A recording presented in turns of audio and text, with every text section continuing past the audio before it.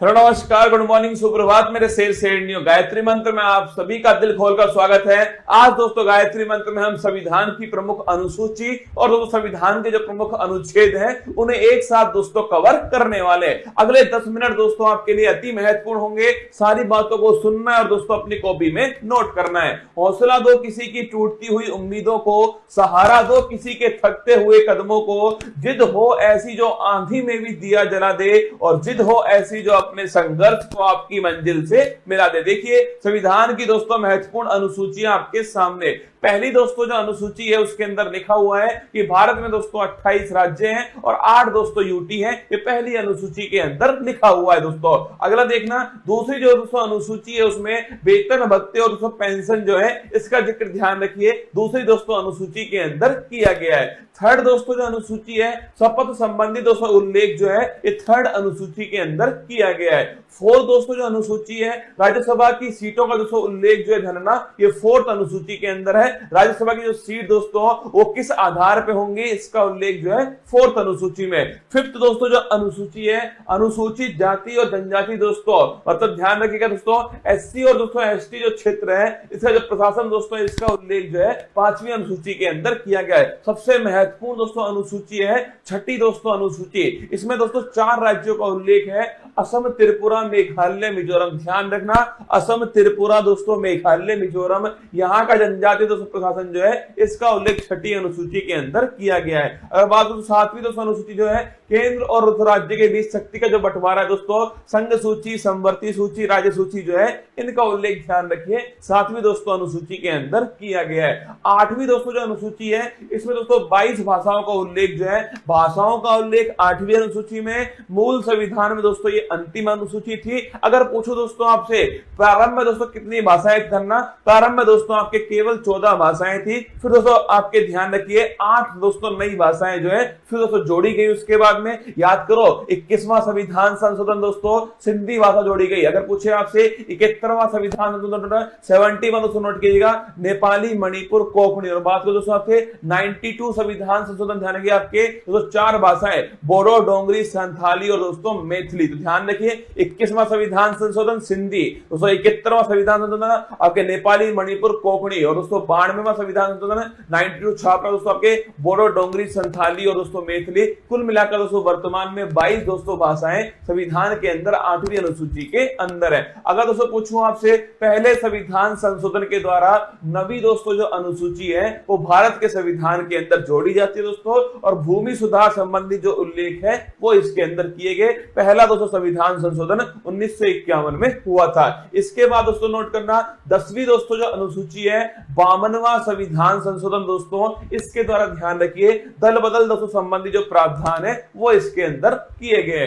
11वीं दोस्तों जो अनुसूची है 73वां संविधान संशोधन है तो दोस्तों 24 अप्रैल 1993 से लागू हुआ। पंचायती राज दोस्तों लोकल गवर्नेंस ध्यान रखिए इससे संबंधित है दोस्तों। और पूछिए आपसे 11वीं दोस्तों अनुसूची जो है इसमें कुल मिलाकर दोस्तों कितने विषय है, 29 छापना इसके अंदर विषय है। और 12वीं दोस्तों अनुसूची छापिएगा नगर निकाय दोस्तों, इसका जो प्रावधान है ये 74वां संविधान संशोधन।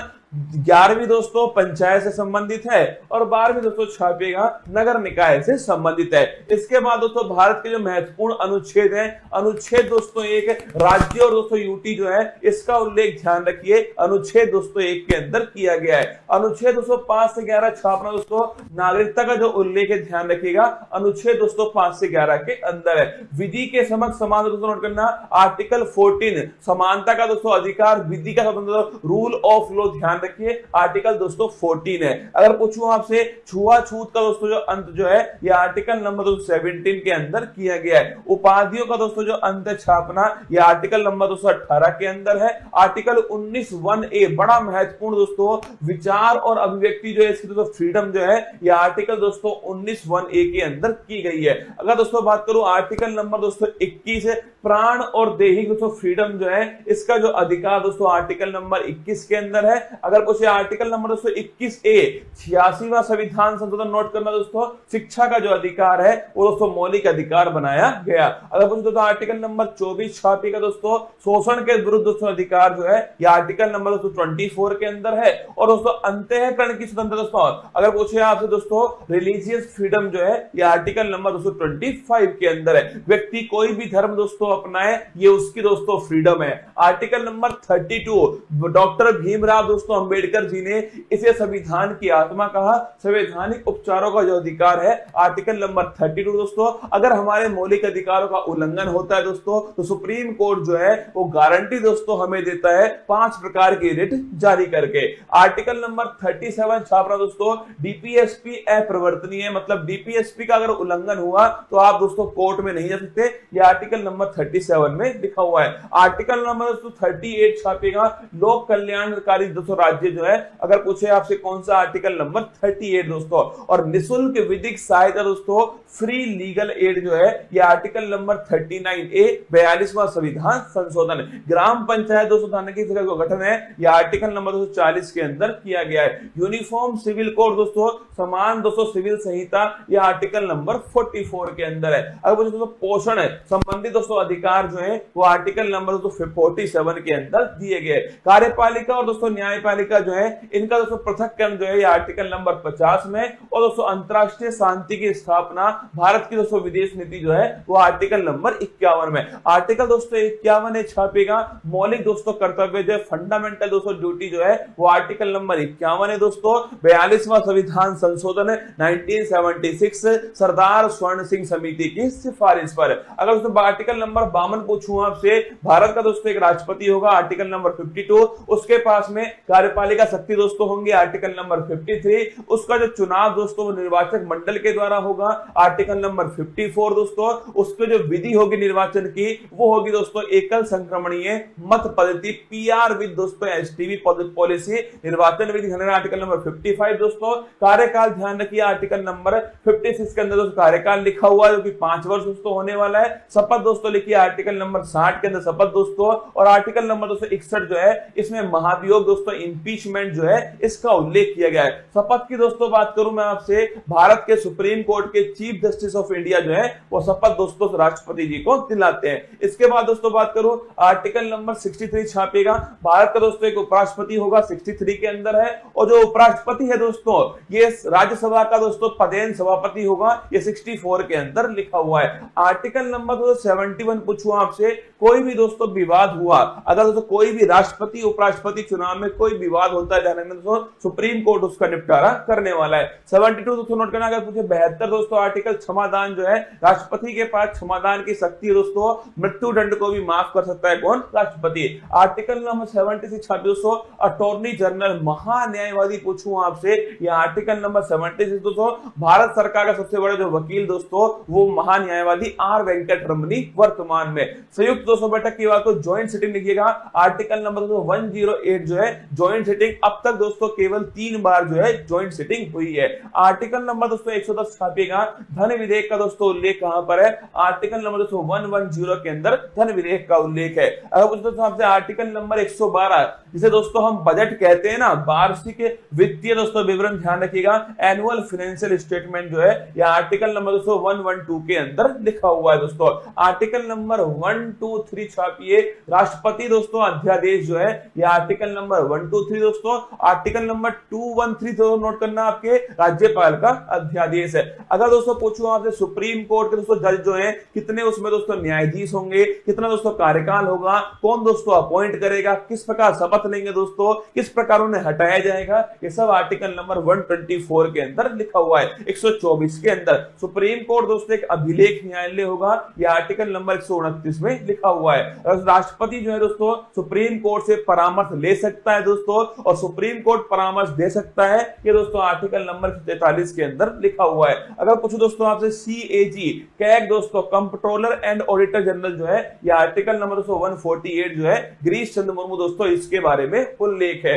आर्टिकल नंबर 153 जानेगा, राज्य में दोस्तों एक राज्यपाल भी होगा, ये दोस्तों लिखिए राज्यपाल संबंधित आर्टिकल नंबर 153 दोस्तों। राज्यपाल के पास में क्षमादान की शक्ति है, लेकिन दोस्तों मृत्युदंड और मार्शल मास्टर लॉ को आपके माफ नहीं कर सकता आर्टिकल नंबर 161 के अंदर। अगर पूछो दोस्तों आपसे, केंद्र में होता है दोस्तों अटॉर्नी जनरल आर्टिकल नंबर 76 दोस्तों, और राज्य में छापना दोस्तों वो होता है, आपके ध्यान रखिएगा, एडवोकेट जनरल दोस्तों, महाधिवक्ता आर्टिकल नंबर 165। अध्यादेश की शक्ति दोस्तों वहां 123 दोस्तों नोट करना है, यहां पर है 213, ठीक है। इसके बाद दोस्तों हाई कोर्ट, वहां दोस्तों 124 में सुप्रीम कोर्ट, और यहां दोस्तों 214 छापी दोस्तों हाई कोर्ट है। और दोस्तों हाई कोर्ट ध्यान रखना एक दोस्तों अभिलेख न्यायालय 215 दोस्तों लिखिए आर्टिकल नंबर 215 के अंदर दोस्तों। इसके बाद देखिए आर्टिकल नंबर 226 दोस्तों, रिट जारी करने का अधिकार हाई कोर्ट के पास दोस्तों, ये आर्टिकल नंबर 226 दोस्तों। इसके बाद देखिए आर्टिकल नंबर 243 से 243 दोस्तों ओ जो है 73वां संविधान संशोधन दोस्तों, पंचायती राज संबंधित है, ये भी आपको थोड़ा ध्यान रखना है दोस्तों। आर्टिकल नंबर 239 दोस्तों ए ध्यान रखना, दिल्ली के बारे में दोस्तों इसमें लिखा हुआ है, और दोस्तों 69 संविधान संशोधन दिल्ली से संबंधित है। आर्टिकल नंबर दोस्तों 246 ए जीएसटी का दोस्तों जो उल्लेख है, 101वां संविधान संशोधन है, जीएसटी दोस्तों संबंधित सूची पर लगने वाला टैक्स है दोस्तों। आर्टिकल नंबर दोस्तों लिखिएगा 263 दोस्तों, इंटर स्टेट काउंसिल जो है, अंतर राज्य दोस्तों परिषद जो है, इसका हेड दोस्तों खुद प्रधानमंत्री होता है, आर्टिकल नंबर 263 है। आर्टिकल नंबर दोस्तों 266 दोस्तों, आर्टिकल नंबर 266 दोस्तों, संचित निधि जो है कंसोलिडेटेड फंड दोस्तों, इसका उल्लेख आर्टिकल नंबर 266 के अंदर किया गया है। आकस्मिक दोस्तों निधि जो है नोट करना, ये दोस्तों संसद के हाथ में होती है दोस्तों, और ये छापेगा, ये दोस्तों आकस्मिक जो निधि है वो राष्ट्रपति के दोस्तों पास होती है, आर्टिकल नंबर 267। प्राकृतिक दोस्तों आपदाओं में इसका उपयोग करते हैं दोस्तों। इसके बाद देखिए आर्टिकल नंबर 280 दोस्तों, वित्त आयोग का जो उल्लेख है, आर्टिकल नंबर 280 में 15वां दोस्तों छापेगा एन.के. सिंह। अगर दोस्तों बात करूं मैं आपसे, संपत्ति का अधिकार दोस्तों पहले मौलिक अधिकार था, 44वें संविधान संशोधन से उसे दोस्तों वहां से निकाल करके विधिक दोस्तों अधिकार बनाया गया, और छाप लेना आर्टिकल नंबर 300 दोस्तों, संपत्ति का अधिकार दोस्तों इसमें शामिल किया गया। आर्टिकल नंबर 315 दोस्तों छापेगा यूपीएससी का जो उल्लेख दोस्तों, यह आर्टिकल नंबर 315 के अंदर किया गया है। निर्वाचन दोस्तों आयोग जो है, आर्टिकल नंबर 324 दोस्तों निर्वाचन आयोग है। इसके बाद दोस्तों आर्टिकल नंबर 338 दोस्तों, 338 जो है national commission for schedule cast, 338 में फिर दोस्तों 89वां संविधान संशोधन होता है दोस्तों, national commission for schedule tribe दोस्तों 338 ए के अंदर आता है। आर्टिकल नंबर दोस्तों 343 छापेगा, राजभाषा दोस्तों हिंदी होगी, इसका उल्लेख दोस्तों आर्टिकल नंबर 343 के अंदर किया गया दोस्तों। राष्ट्रीय आपात 352 दोस्तों, राष्ट्रपति शासन स्थापना दोस्तों 356 है, और पूछो दोस्तों आपसे वित्तीय जो आपात है वो आर्टिकल नंबर 360 जो है, ये दोस्तों वित्तीय आपात है। आर्टिकल नंबर 368 जो है संविधान संशोधन दोस्तों, अगर पूछिए भाग 20 के अंदर दोस्तों, ये आपके आर्टिकल नंबर 368 के अंदर उल्लेख है। और जम्मू कश्मीर दोस्तों आर्टिकल नंबर 370 दोस्तों नोट करना, जम्मू कश्मीर के बारे में दोस्तों जो वर्तमान में ध्यान रखिए दोस्तों, ये वर्तमान में इसका कुछ भाग जो है वो समाप्त दोस्तों हो चुका है। आइए दोस्तों, मेरी मेहनत को बेकार मत जाने देना दोस्तों, अनुसूची और अनुच्छेद अलग से एक वीडियो बनाकर समझाएं, इसको ढंग से दोस्तों एक दो बार पढ़ना, पक्का दोस्तों आपको याद होने वाला है। चलिए चलते दोस्तों।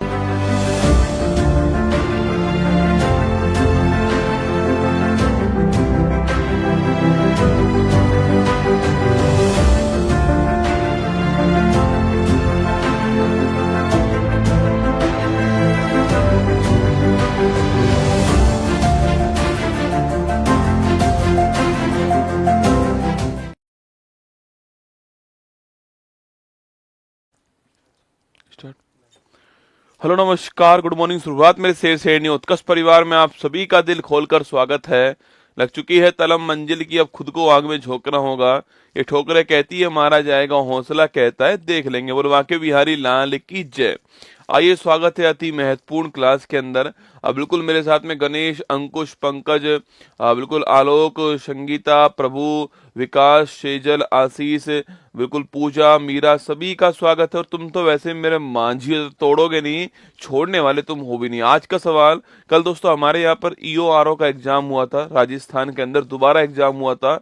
आप देखना उसमें करंट अफेयर्स का हर एक सवाल आपकी इसी क्लास में से मिलने वाला है। हर एक सवाल आपको इसी क्लास से आया था।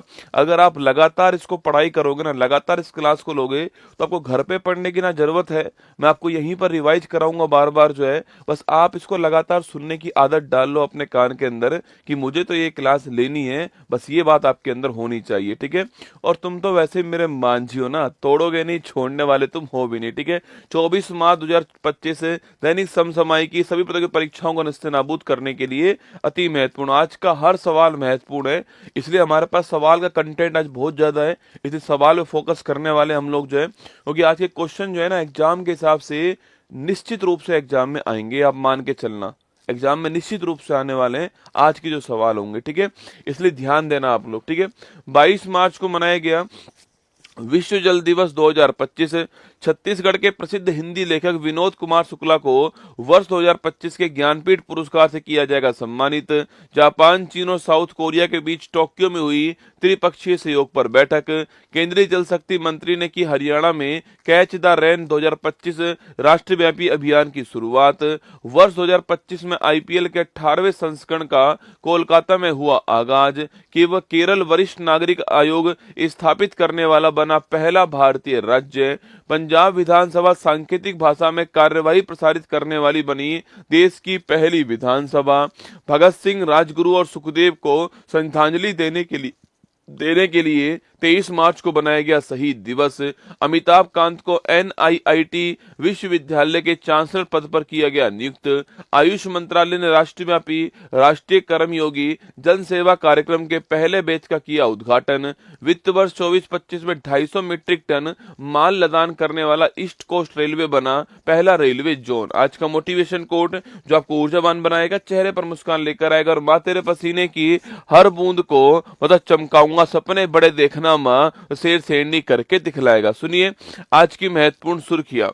दुनिया उसी की कद्र करती है जो खुद को कीमती बनाता है, उसकी नहीं जो जरा सी मुसीबत देखकर हार मान जाता है, ठीक है।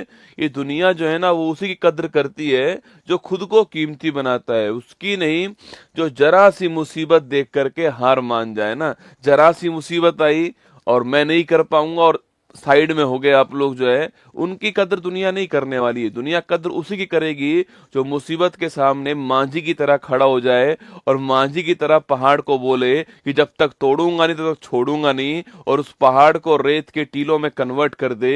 ये दुनिया उसकी कद्र करने वाली है, ठीक है। चलिए क्वेश्चन नंबर पहला, हाल ही में विश्व जल दिवस जो है 2025 कब सेलिब्रेट हुआ है? लगाओ स्टार, आज केवल स्टार लगाना आप, ठीक है। लिखिए विश्व जल दिवस 2025 है ना, वर्ल्ड वाटर डे 2025 की बात करूं मैं आपसे तो पहली बात तो दोस्तों विश्व जल दिवस 2025 जो है यह कब सेलिब्रेट होता है? तो ये आपके 22 मार्च को सेलिब्रेट होता है। कब होता है? जो 22 मार्च है इस तारीख को हर साल आपके विश्व जल दिवस जो है वह हम सेलिब्रेट करते हैं, ठीक है। इस बार की थीम क्या है? ग्लेशियर संरक्षण जो है वो इस बार की थीम है। स्टार लगाना। अगर पूछूं आपसे 2025 की थीम क्या है तो 2025 की जो थीम है वो है ग्लेशियर संरक्षण जो है वो इस बार की थीम है, ठीक है। तो ग्लेशियर संरक्षण जो है ये इस बार की थीम है, आपको ध्यान रखना है ना। तो 2025 की थीम क्या है? ग्लेशियर संरक्षण जो है वो इस बार की थीम है, ठीक है। अच्छा, इसकी घोषणा कब होती है? 1992 के रियो सम्मेलन में ये पहली बार प्रस्ताव रखा गया था कि भाई कि हमें एक वर्ल्ड वाटर डे बनाना चाहिए, और 1993 के अंदर 22 मार्च के दिन की घोषणा हो गई, ठीक है। तो सवाल पूछूं आपसे, घोषणा कब होती है इसकी? तो इसकी घोषणा जो है वो 1993 के अंदर होती है, आपको ध्यान रखना है, ठीक है। 1993 में घोषणा इसकी होती है, ये आपको नोट करना है, ठीक है। अच्छा, ये हमारे दोस्तों हमारा जो आपके सस्टेनेबल डेवलपमेंट गोल होते हैं हमारे, याद करो कुल मिला के कितने गोल थे आपके? कुल मिला के 17 गोल थे, और मैंने आपसे कहा था कि 2015 से 2030 के मध्य होते हैं, ये याद कीजिएगा। तो जो आपके नंबर 6 जो गोल है हमारा, अगर इस गोल की बात करूं मैं आपसे तो सभी के लिए पानी और स्वच्छता जो है, सभी के लिए पानी और स्वच्छता जो है ये इसके आपके मतलब है, ठीक है। सभी के लिए पानी और स्वच्छता जो है water and sanitation for all है ना, water and sanitation for all जो है ये एसडीजी नंबर 6 गोल कहता है, आपको ध्यान रखना है। ठीक है, तो 22 मार्च को विश्व जल दिवस हो गया। ठीक है, वहीं दोस्तों आपके 23 मार्च पूछूं आपसे, ये भी बड़ा महत्वपूर्ण दिवस है। 23 मार्च को दिवस कौन सा होता है? 23 मार्च को विश्व मौसम विज्ञान दिवस होता है। ठीक है, तो विश्व मौसम विज्ञान दिवस जो है यह कौन सी तारीख को होता है? तो यह तारीख हमारी 23 मार्च की तारीख है। ठीक है, तो विश्व मौसम विज्ञान दिवस तारीख कौन सी है? 23 मार्च की तारीख है विश्व मौसम विज्ञान दिवस। क्योंकि 23 मार्च को लिखना आपके, क्योंकि 23 मार्च को ही एक संस्था की स्थापना होती है 1950 के अंदर। ठीक है, 23 मार्च को ही एक संस्था की स्थापना होती है 1950 के अंदर, जिसका नाम है WMO। क्या नाम है? WMO नाम है इसका, विश्व मौसम विज्ञान संगठन। क्या नाम है? विश्व मौसम विज्ञान संगठन जो है यह इसका नाम है। ठीक है, तो विश्व मौसम विज्ञान संगठन जो है ये इसका नाम है WMO। क्या नाम है? WMO, विश्व मौसम विज्ञान संगठन इसका नाम है। और 23 मार्च 1950 को WMO की स्थापना होती है। इसके 75वीं वर्षगांठ जो है वो अब बनाया गया है। ठीक है, तो इसका पूछूं आपसे, इसकी वर्षगांठ कौन है? तो इसकी वर्षगांठ नोट करना आपकी, 75वीं वर्षगांठ जो है ये अब सेलिब्रेट हुई है। ठीक है, तो 75वीं वर्षगांठ जो है ये इस साल सेलिब्रेट हुई है। और ये आपको ध्यान रखना है कि विश्व मौसम विज्ञान दिवस 23 मार्च की तारीख आपको ध्यान रखना है। ठीक है, एग्जाम के लिए महत्वपूर्ण सवाल है दोस्तों ना। वहीं दोस्तों आप नोट कीजिए, आपके वहीं लिखिए आप 21 मार्च की तारीख नोट कीजिएगा। अरे बहुत सारा कंटेंट देने वाला हूं, आज ध्यान सुनना। ठीक है, वहीं दोस्तों 21 मार्च की तारीख लेना आपकी, 21 मार्च 2025 को विश्व में पहली बार, ठीक है, विश्व में पहली बार आपके, विश्व में पहली बार विश्व ग्लेशियर दिवस बनाया गया। ठीक है, विश्व में पहली बार विश्व ग्लेशियर दिवस जो है यह सेलिब्रेट किया गया है 21 मार्च को। स्टार लगाना तो आपके विश्व ग्लेशियर दिवस जो है यह पहली बार कब बनता है? 21 मार्च की तारीख को बनता है। स्टार लगा नोट करना। ठीक है, तो 21 मार्च 2025 को विश्व ग्लेशियर दिवस पहली बार बनाया गया। अति महत्वपूर्ण सवाल है, एग्जाम के लिए सवाल बन सकता है, पहली बार दोस्तों बना है। ठीक है, वहीं दोस्तों 22 मार्च की तारीख को पूछूं आपसे, वहीं दोस्तों 22 मार्च की तारीख को आपके दोस्तों 22 मार्च की तारीख को, 22 मार्च की जो तारीख थी इसी तारीख को दोस्तों आपके अर्थ आवर डे बनाया गया। ठीक है, अर्थ आवर डे जो है वो बनाया गया 22 मार्च की तारीख को। ठीक है, अब दोस्तों इसका मतलब क्या होता है आपके? इसका दोस्तों मतलब ये है कि हम साल में दोस्तों आपके साल में एक दिन जो है ना, साल में एक दिन जो है हम 1 घंटे के लिए जो फालतू की जो लाइट होती है उनको बंद करते हैं। ठीक है, तो लिखिएगा आपके सो, इसमें दोस्तों क्या होता है आपके, साल में एक दिन, साल में एक दिन, साल में एक दिन 1 घंटे के लिए, कितना? 1 घंटे के लिए, 1 घंटे के लिए गैर जरूरी जो लाइट होती है आपके, 1 घंटे के लिए गैर जरूरी जो लाइट होती है इन्हें हम बंद कर देते हैं। ठीक है, इन्हें लाइट जो होती है इन्हें हम बंद करते हैं। उद्देश्य वही है कि हम जो है एनर्जी कंजर्वेशन जो है उसको दिखा सकें यहाँ पर। ये हमारा उद्देश्य है कि जो हमारा जो आपके अपव्यय हो रहा है उसको हम रोक सकें, ये हमारा उद्देश्य होता है। ये 22 मार्च को होता है अर्थ ओवर डे दोस्तों। वहीं दोस्तों 22 मार्च को ही पूछूं आपसे, अरे इसलिए मैं कह रहा हूं आज केवल कंटेंट नोट करना है। ठीक है, आज लल्लन टॉप नहीं आ पाएंगे क्योंकि आज कंटेंट इतना सारा है मेरे पास में। लिखो 22 मार्च की तारीख को पूछूं आपसे, इसी तारीख को हम बनाते हैं कौन सा? बिहार दिवस। क्या हो? जिया हो बिहार के लल्ला। लिखिए बिहार दिवस भी कब होता है? 22 मार्च की तारीख को होता है बिहार दिवस। ठीक है, तो 22 मार्च की तारीख को बिहार दिवस भी आपको ध्यान रखना है। देखो विश्व जल दिवस कब होता है? 22 मार्च को होता है। ठीक है, अगला क्वेश्चन है, पहली बार विश्व ग्लेशियर दिवस कब बनाया गया? 21 मार्च को बनाया गया। ठीक है, अगला क्वेश्चन आपके सामने 23 मार्च को विश्व मौसम विज्ञान दिवस 23 मार्च को बनाया गया। ठीक है, 22 मार्च को अर्थ ओवर डे आपके 22 मार्च को सेलिब्रेट हुआ। और 22 मार्च को बिहार दिवस जो है यह भी आपका सेलिब्रेट हुआ। लिखिए स्टार लगाइए, हमारा आंसर हो गया है option number C, correct answer हो गया है। 22 मार्च आपका ठीक आंसर है, ये आपको ध्यान रखना है। ठीक है, तो सेव आवर ग्लेशियर जो है वो इस बार की थीम है, आपको नोट करना दोस्तों ना। अब ग्लेशियर की बात पूछूं आपसे दोस्तों, ग्लेशियर की बात पूछूं आपसे तो हमारे यहाँ दोस्तों एक बड़ा महत्वपूर्ण ग्लेशियर है जिसका नाम है सियाचिन ग्लेशियर। आपने भी नाम सुना होगा सियाचिन ग्लेशियर जो है, ये नाम सुना होगा आपने। सियाचिन ग्लेशियर कहाँ पर है? लद्दाख के अंदर। कहाँ पर? लद्दाख से यहाँ पर है। और किस नदी घाटी के अंदर है? नुब्रा नदी घाटी के अंदर। किसके अंदर है? नुब्रा नदी जो घाटी है इसके अंदर जो है सियाचिन ग्लेशियर आपको नोट करना है। ठीक है दोस्तों, ये विश्व की सबसे ऊंची विश्व की सबसे ऊंची युद्ध भूमि है, ठीक है, जहां पर युद्ध हुआ है आपकी सबसे ऊंची कौन सी है, बैटल फील्ड जो है आपकी वो है सियाचिन ग्लेशियर, ठीक है। और अगर आपसे सवाल पूछूं आपसे अगर आपसे सवाल यहाँ पर पूछ ले कि भाई वर्ल्ड की सबसे ऊंची जो बैटल फील्ड आपके वो सियाचिन है, यहाँ पर 1984 में भारत ने ऑपरेशन मेघदूत चलाया था और इसके द्वारा हमने इसके ऊपर अपना अधिकार कर लिया, आपको ध्यान रखना है, ठीक है। तो सियाचिन के बारे में भी 2-4 बातें पता होनी चाहिए, सियाचिन कहाँ पर है, कौन सी नदी घाटी में है, और ऑपरेशन मेघदूत कब स्टार्ट हुआ ये भी आपको नोट करना है, ठीक है। चलिए आगे बढ़ते हैं। हाल ही में अपने राज्य के लिए पहली बार हिंदी लेखक विनोद कुमार शुक्ल को ज्ञानपीठ पुरस्कार के लिए चुना गया है, इनका संबंध किस राज्य से? दोस्तों लगा लो स्टार, अति महत्वपूर्ण सवाल आपके सामने फिर एक बार आ चुका है, ज्ञानपीठ पुरस्कार। देखिए इस ज्ञानपीठ पुरस्कार का पूरा इतिहास जान लीजिए आप। ज्ञानपीठ जो पुरस्कार है, पहली बात तो ज्ञानपीठ पुरस्कार भारत का सर्वोच्च साहित्य सम्मान है, ठीक है। भारत का सर्वोच्च हाईएस्ट आपके जो है लिटरेचर ऑनर है, भारत का सर्वोच्च साहित्य सम्मान कौन सा है, वो है ज्ञानपीठ पुरस्कार, आपको ध्यान रखना है, ठीक है। तो भारत का सर्वोच्च साहित्य सम्मान कौन सा है, ज्ञानपीठ पुरस्कार। इसकी स्थापना 1961 में होती है, आप जानते हो। इसकी स्थापना कब होती है, इसकी स्थापना जो है वो है 1961 में इसकी स्थापना होती है, ये भी आपको नोट करना है, ठीक है। लेकिन दोस्तों पहली बार कब मिला ये, तो पहली बार जो है ये 1965 के अंदर मिला, ठीक है। तो पूछूं आपसे ये पहली बार कब दिया गया, तो पहली बार जो है ये 1965 में ये पहली बार दिया गया, ठीक है। पहली बार किसको मिला है, जी शंकर कुरूप जो है इनको प्राप्त हुआ ना। तो जी शंकर कुरूप को प्राप्त हुआ, किस लैंग्वेज के लिए हुआ था, मलयालम भाषा के लिए हुआ ना। मलयालम जो भाषा है, केरल की जो लैंग्वेज है, उसके लिए आपके जी शंकर कुरूप को पहली बार 1965 के अंदर मिला, ठीक है।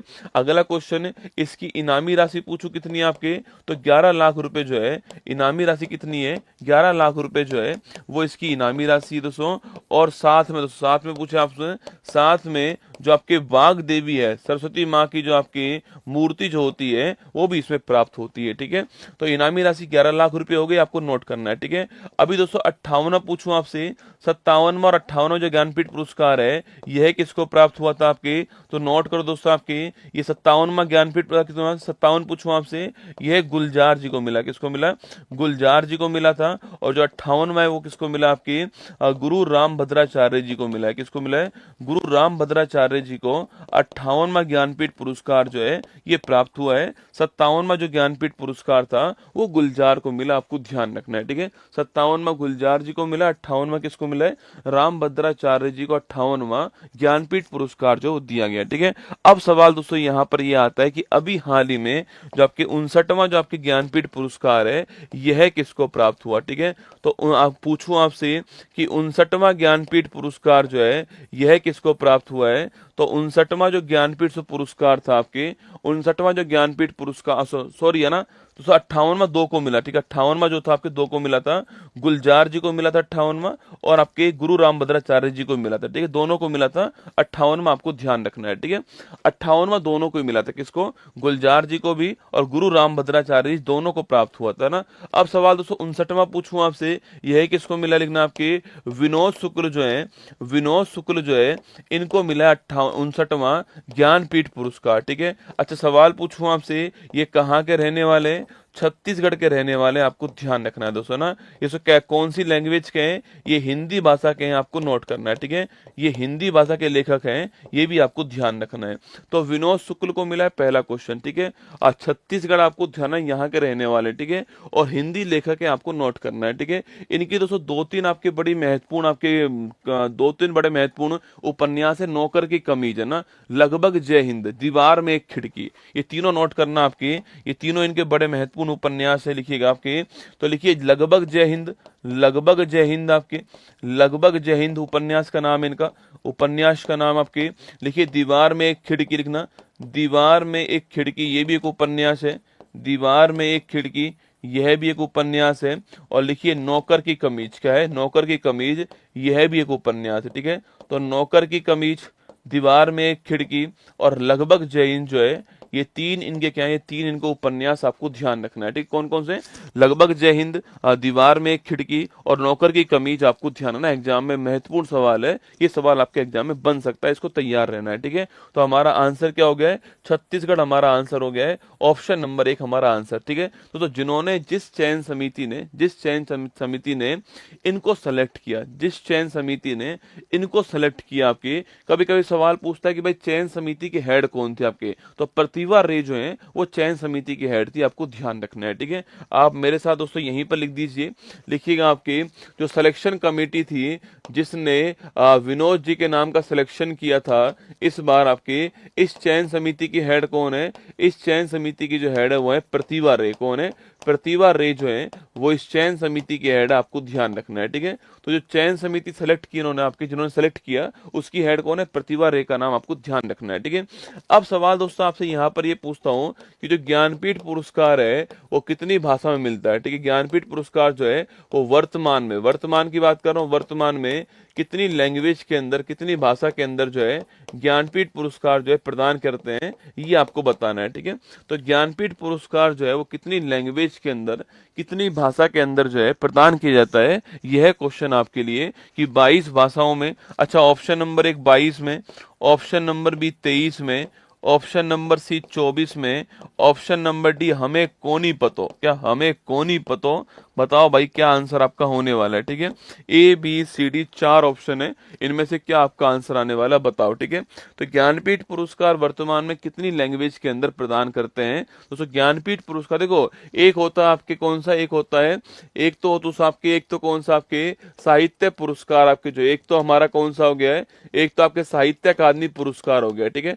साहित्य अकादमी पुरस्कार, अगर इसकी लैंग्वेज पूछूं कितनी है आपके, तो इसकी लैंग्वेज है 22 + 2। कौन कौन सी 2 है आपके? तो एक तो इंग्लिश और एक आपके राजस्थानी, ठीक है।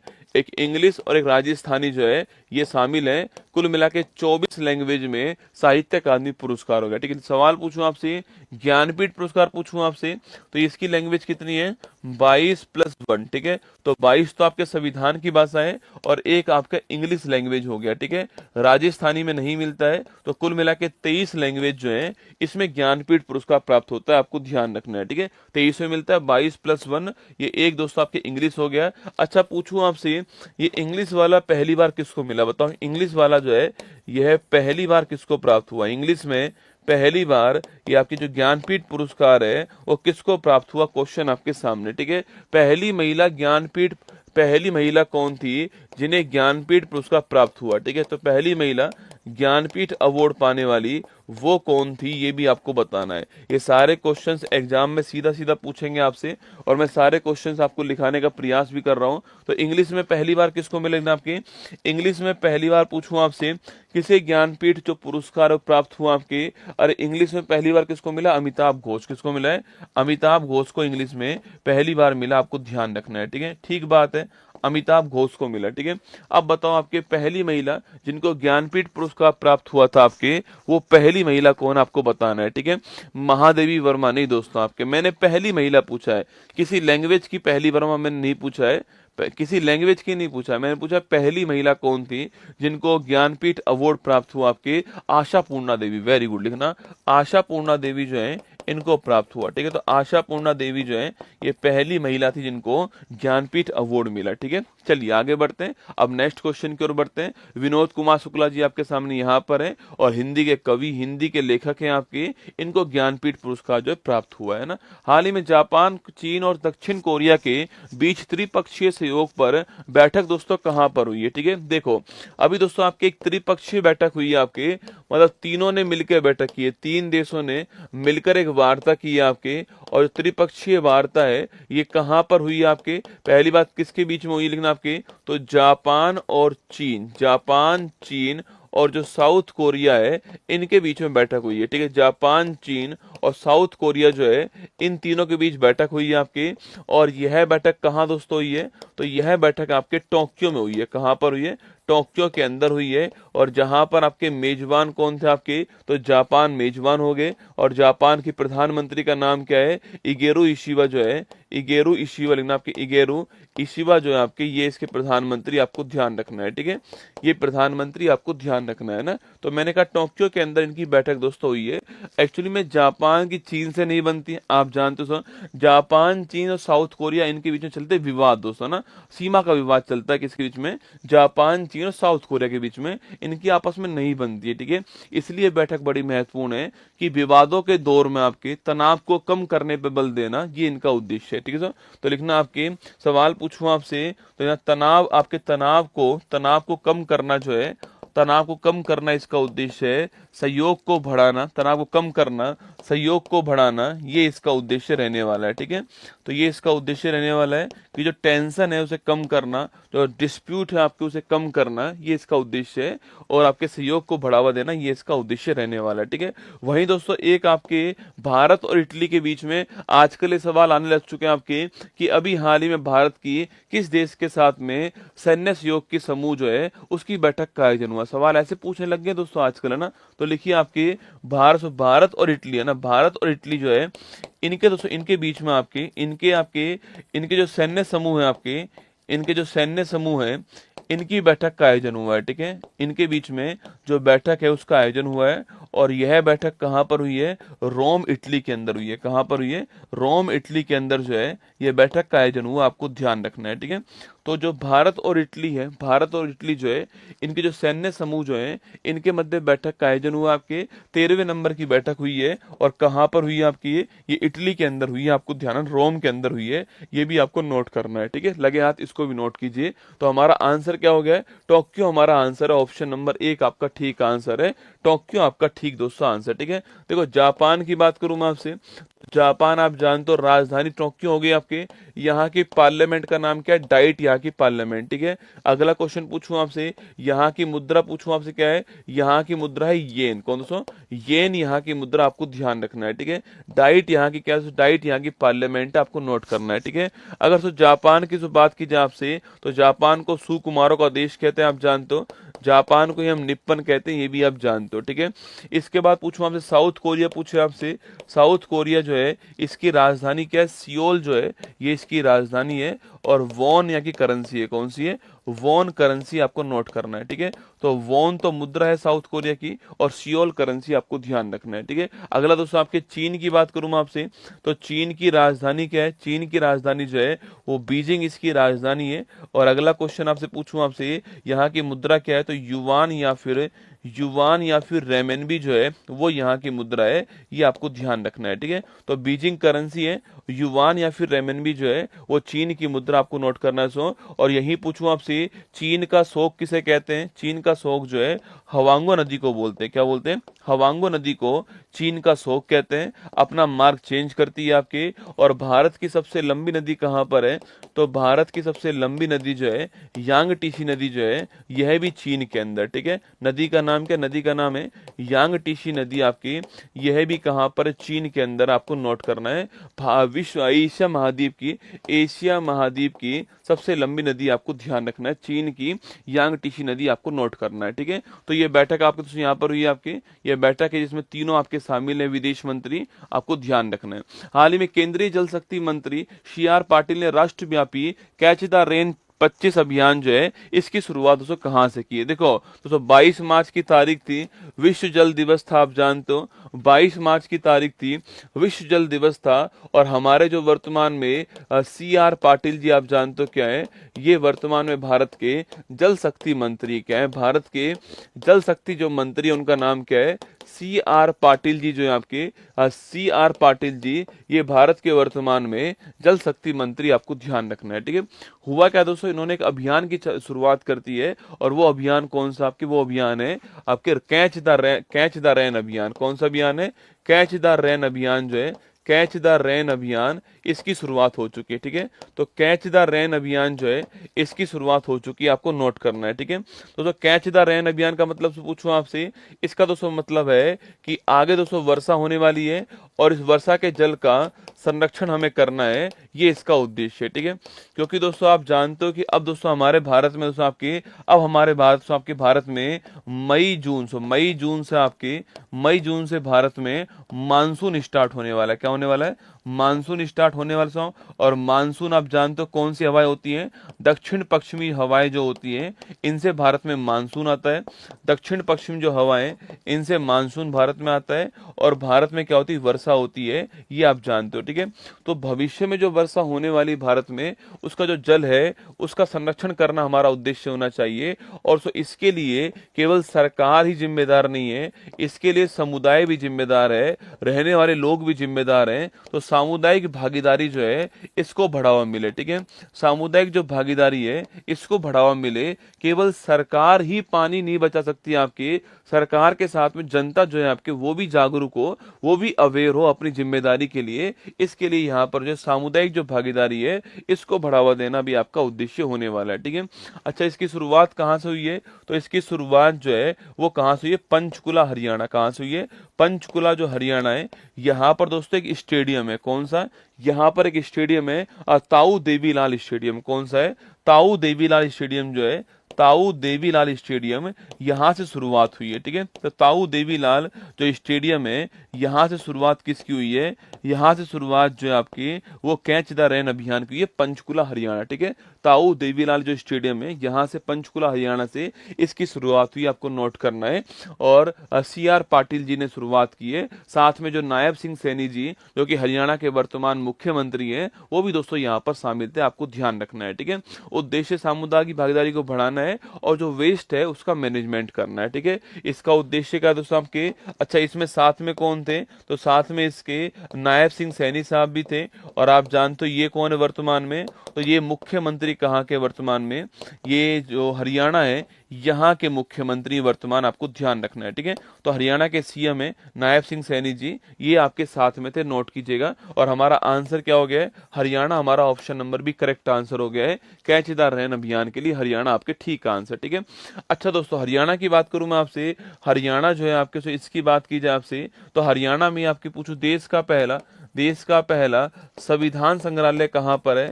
देश का पहला संविधान संग्रहालय जो है ये भी कहाँ पर है, ये भी आपके हरियाणा के अंदर है। और हरियाणा में कहाँ पर है, सोनीपत के अंदर। कहाँ पर है, सोनीपत के अंदर, OP जिंदल यूनिवर्सिटी, वहां पर देश का पहला संविधान संग्रहालय, आपको ध्यान रखना है, ठीक है। अगला दोस्तों क्वेश्चन लिखना आपके, हड़प्पा सभ्यता का सबसे बड़ा म्यूजियम पूछूं आपसे, हड़प्पा सभ्यता का सबसे बड़ा संग्रहालय कहाँ पर है, यह भी आपके यहीं पर है, ठीक है। हड़प्पा सभ्यता का सबसे बड़ा संग्रहालय जो है यह दोस्तों कहाँ पर है, तो यह भी आपके यहीं पर है। आपको बताना है वो स्थान कौन सा है, ठीक है। हरियाणा का स्थान कौन सा, ये आपको बताना है, ठीक है। अगला क्वेश्चन दोस्तों आपके, देश का पहला अनाज ATM, देश का पहला अनाज ATM जो है ये भी कहाँ पर है, यह भी आपके हरियाणा के अंदर है। कहाँ पर, गुरुग्राम। कहाँ है, गुरुग्राम हरियाणा जो है, यहाँ पर देश का पहला अनाज ATM, आपको ध्यान रखना है, ठीक है। हाँ, राखीगढ़ी, ठीक है। सो कहाँ पर है, राखीगढ़ी जो स्थान है यहाँ पर आपके देश का हड़प्पा सभ्यता का सबसे बड़ा संग्रहालय, आपको ध्यान रखना है, ठीक है। हरियाणा के बारे में ये सारे क्वेश्चन आपका महत्वपूर्ण सवाल बन सकता है ना। ये मुख्यमंत्री जी और ये आपके जल शक्ति मंत्री जी आपके सामने। हाल ही में वर्ष 2025 में IPL के 18वें सीजन का आगाज कहाँ पर दोस्तों हुआ है, ठीक है। IPL शुरू हो चुका है, इंडियन प्रीमियर लीग, बेरोजगारों को बेरोजगारी महसूस नहीं होने देने वाला इंडियन प्रीमियर लीग। अब लगे रहो भाई साहब, कौन जीतेगा दोस्तों, ना कौन जीतेगा इसमें लगे रहो, ठीक है। मतलब दोस्तों जय शाह जी का दिमाग देख रहे हो आप, पहले कराया T20 वर्ल्ड कप, ठीक है, उसके बाद बोला अब कराएंगे चैंपियंस ट्रॉफी, फिर क्या कि अब 2 महीने के लिए चालू करते हैं हम, 2 महीने सबके, हाँ 2 महीने के लिए चालू करते हैं कि आपके IPL चालू करते हैं ना। अब तुम 2 महीने केवल IPL देखो और आनंद काटो भाई साहब। हमारा दोस्तों रसगुल्ला टीम बनाने में व्यस्त है ना, हाँ टीम बना रहा है बैठ के, ठीक है। लो भाई जान लो IPL के बारे में। इंडियन प्रीमियर लीग, पहली बात तो यह इसका कौन सा संस्करण आपके, तो यह इसका दोस्तों आपके 18वां संस्करण, आप जानते हो, ठीक है। अगला क्वेश्चन आपकी, इसकी शुरुआत कहाँ से हुई है, तो इसकी जो शुरुआत है वो कहाँ से हुई है, वो हुई है ईडन गार्डन स्टेडियम। कहाँ से हुई है, ईडन गार्डन जो स्टेडियम है जो कि कहाँ पर है, कोलकाता के अंदर है, यहाँ से शुरुआत हुई है, आपको नोट करना है, ठीक है। तो कोलकाता ईडन गार्डन स्टेडियम जो है यहाँ से शुरुआत इसकी हुई है, ये आपको नोट करना है, ठीक है। अच्छा पहला दोस्तों पहला मैच पूछूं आपसे, तो पहला मैच किसके बीच में हुआ है, तो पहला मैच जो है आपकी वो सामने केकेआर जो टीम थी हमारी, जो केकेआर टीम थी, कोलकाता जो टीम है आपकी, इसके सामने टीम कौन सी थी, इसके सामने टीम थी आपकी दोस्तों आरसीबी, कौन सी, रॉयल चैलेंजर बैंगलोर। हाँ दोस्तों वही आपके वही रसगुल्ला 17-0 वाली टीम है ना, 17-0 वाली टीम जो है अब की बार तो मुझे लग रहा है कि भाई साहब इसको जो है दोस्तों ट्रॉफी लेके आएगी अब की बार, तो ना ऐसा लग रहा है। अगर अब की बार भी नहीं लाई ना रसगुल्ला फिर तो देखना ही बंद, ठीक है। तो KKR versus RCB, Kolkata versus Bengaluru, आपको ध्यान रखना ये दोनों के दोनों जो है ये आपके पहला मैच इनके बीच में होता है। और दोस्तों आप जानते हो कि जो पहला मैच है आपके वो जीत गए कौन, आपके आरसीबी जो है ये पहले मैच के अंदर विजेता घोषित होती है, आपको ध्यान रखना है, ठीक है। अगला क्वेश्चन पूछूं आपसे, कुल टीम कितनी है आपकी, तो कुल टीम जो है यहाँ पर कितनी है, 10 यहाँ पर कुल टीम है, कितनी है, 10 यहाँ पर कुल टीम है। अच्छा जीतने वाली जो टीम होगी आईपीएल जीतेगी जो आपकी, उसकी राशि कितनी होने वाली है, 20 करोड़ रुपए, कितनी होने वाली है, 20 करोड़ रुपए जो है उसकी इनामी राशि होने वाली, सुना 20 करोड़ रुपए जो है जीतने वाली जो टीम होगी उसकी इनामी राशि, आपको ध्यान रखना है, ठीक है।